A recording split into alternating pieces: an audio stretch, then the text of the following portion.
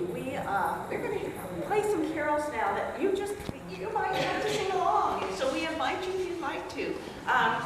One of the things we like to think about, at least I do, is it's about the history of bells. Because bells have been around in society for centuries. I mean, even back in ancient times, they made clay bells. And they often used them to measure things, you know, like a measuring cup. And they were bell-shaped.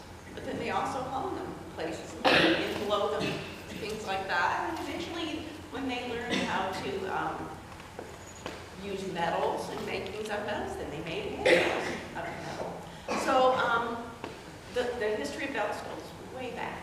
So I tend to think of the first thing is the tower bells, as far as what I can relate to is the bells in the tower. Because handbells derived from the bells in the tower. You know, over in England and countries with all the bell towers originally, they had a function. They didn't just ring to be pretty. When there was an emergency in the town and they needed everyone to come and lend their hand, they would play the bells in a certain order. Then everyone would know. And then they also had a code about, you know, if someone was sick, they'd ring something and people would know it's a man, he's this old, and then they would know, oh, that's Farmer Smith over there. It's probably him, and they would know who to go and help.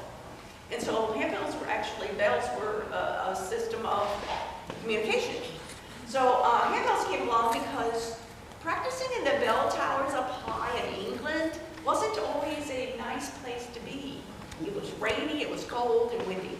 So they came up with the idea to make small bells that they could sit in a pub and practice. So they would sit in the pub and practice their change ringing. Well, at some point, they also played a few tunes. And when bells came to the U.S. in the 50s, that's when tune ringing really started.